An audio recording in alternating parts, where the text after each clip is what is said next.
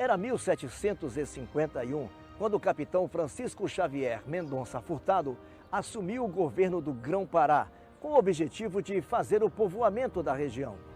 Em 1752, Macapá era apenas um povoado que sofria com o surto de cólera, o que obrigou o governador a sair de Belém e vir até aqui trazer os medicamentos. Ao chegar, Mendonça Furtado encontrou outro problema.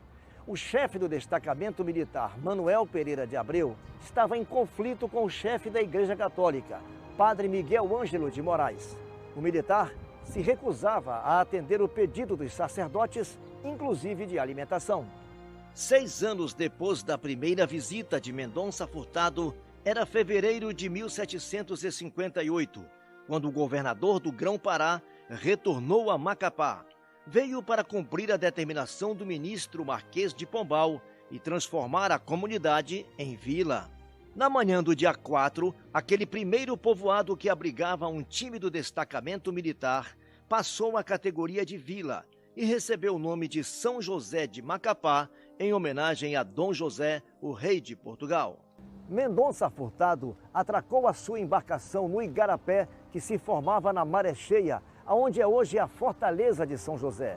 Veio caminhando pela Rua da Praia, entrou por aqui pela Rua Mário Cruz e em frente à igreja de São José mandou erguer um pelourinho, onde assinou o ato de fundação da vila de São José de Macapá. A igreja de São José, o mais antigo prédio de Macapá, serviu de cenário para decisões importantes. Foi nas imediações da igreja, dia 12 de fevereiro de 1758, que o governador Mendonça Furtado nomeou e deu posse aos 6 primeiros vereadores que compuseram a Câmara.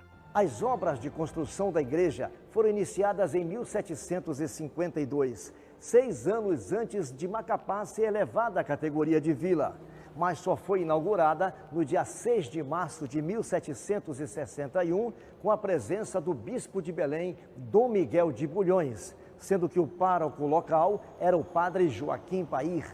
A supervisão das obras da igreja ficou a cargo de um dos mais conceituados arquitetos da época, o italiano Antônio Giuseppe Landi, que havia sido levado para Belém para projetar e construir a nova sede da coroa portuguesa na Amazônia. Os traços arquitetônicos da igreja de São José foram inspirados no estilo inaciano, adotado em muitas cidades portuguesas da época. Sua torre sineira lateral única e sua fachada remodelada ao gosto neoclássico destacam-se pela simplicidade e beleza de sua arquitetura, trazidas pelos jesuítas europeus ainda no século XVI. Houve um período em que a paróquia ficou sem vigário durante 40 anos. Em 1904, o padre Francisco Willer e o intendente Teodoro Mendes se juntaram para fazer a reforma da igreja. Anos depois, outras modificações foram realizadas na estrutura do prédio, após a chegada dos padres do PIME, Pontifício Instituto das Missões Estrangeiras, em 1948. Olha, se vocês forem comparar as fotos antigas, você vê uma foto da igreja de 1908, em que tem um portal só. Agora, a partir de 1948, para cá, você já vê 3 portas, né, na própria igreja.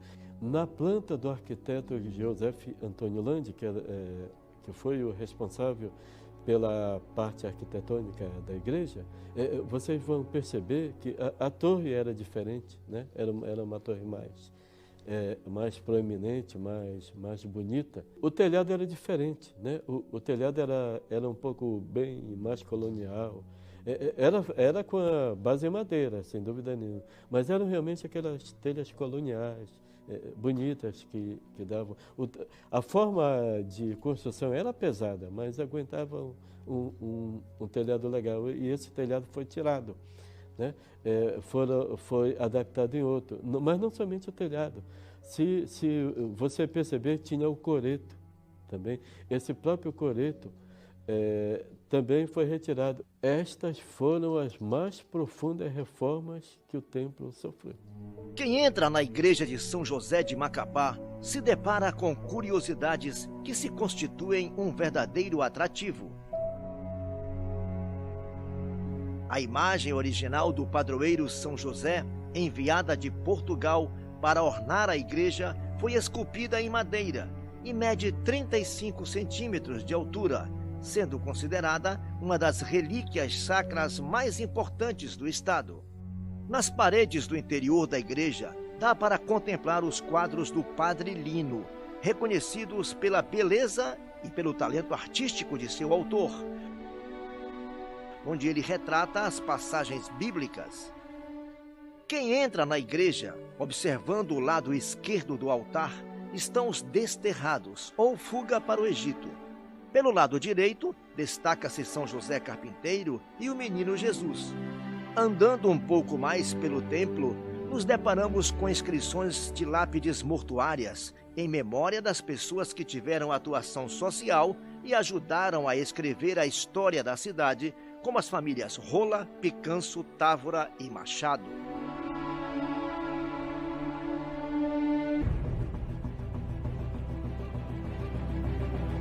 Era preciso fortalecer a vila. Por ordem de Marquês de Pombal, o então primeiro-ministro de Portugal, o governador do Grão-Pará, Fernando Costa Ataíde Teve, autoriza o início da construção da fortaleza de São José de Macapá. A partir de 1763 já começaram a fazer as primeiras obras da fortaleza aqui em Macapá, com um projeto desenvolvido por Henrique Galúcio, até porque eles fizeram algumas viagens também exploratórias para descobrir onde é que tinha granito, onde é que tinha pedra suficiente para talhar e fazer com que elas servissem de base para a construção dessa fortaleza. Porque antes, o irmão dele, que foi fundador de Macapá, Mendonça Furtado, esteve por aqui e sentiu a necessidade de que se construísse uma fortaleza para resguardar exatamente a entrada do rio Amazonas das forças estrangeiras que também cobiçavam essa área. A fortaleza desperta especial interesse geopolítico de Portugal, como forma de garantir o que ficou estabelecido no Tratado de Madrid, de 1750, entre Portugal e Espanha, que definiu os limites da colônia portuguesa na Amazônia. Projetada pelo arquiteto Henrique Antônio Galúcio, a fortaleza foi erguida numa área de 84 mil metros quadrados em frente à cidade de Macapá. Sua arquitetura apresenta uma forte influência francesa. Foi construída na forma de um quadrado, com 4 baluartes pentagonais nos vértices, todos abrigando canhões.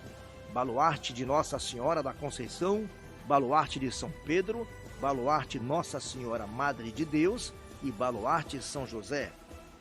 Esses baluartes formam um moderno sistema de defesa da época, permitindo que o alcance de seus 60 canhões jamais deixassem qualquer ângulo cego onde o inimigo pudesse se proteger. Galúcio, ele nasceu em Mantua, cidade famosa da Itália, e ele era bastante influenciado pelas suas próprias condições de nascimento. Na cidade de Mantua existe a fortaleza de Sapioneta, que tem 6 baluartes, que é muito semelhante também à fortaleza daqui, embora tenha sido projetada em 1588. E ele teve sim, certamente, essa influência, mas a sua genialidade permitiu que ele tivesse um processo criativo muito maior, porque, inclusive, ele não era simplesmente um arquiteto ou um engenheiro, ele era cartógrafo, era astrônomo. Ele, para mim, era uma espécie assim de gênio. Devido à sua estratégia de localização, Portugal designa o início da fortaleza como uma forma de dar para o rio todo um controle fiscalizatório, não só contra a entrada do inimigo, mas também a favor da saída das mercadorias que iam da Amazônia para a metrópole. Com a morte de Dom José, assume o trono português Dona Maria I, sua filha, que por questões políticas exonera e persegue Marquês de Pombal. A nova mandatária portuguesa determina imediatamente a suspensão das obras da fortaleza de São José, que mesmo parada, 5 anos depois é inaugurada, no dia 19 de março de 1782. Sabe-se hoje que Dona Maria ela tinha assim, acessos terríveis de raiva, de um processo de destruição pessoal, de chamar de loucura, e que ela não deixou absolutamente nada ficar do, digamos, reinado, entre aspas, do Marquês de Pombal, que na realidade governava Portugal, e o rei Dom José I era apenas um enfeite. Então, em função dessas perseguições políticas, ela também parou a obra aqui na Amazônia, achou irrelevante, apesar de que foi instruída mais tarde a fazer essa inauguração, mesmo com a obra inacabada. A fortaleza de São José de Macapá possui uma dimensão que a coloca entre as maiores da América do Sul. Resistiu bravamente quanto aos ataques dos agentes naturais. As águas do rio, as investidas dos igarapés que alimentavam o seu fosso, o cerco da cidade e as ocupações da área.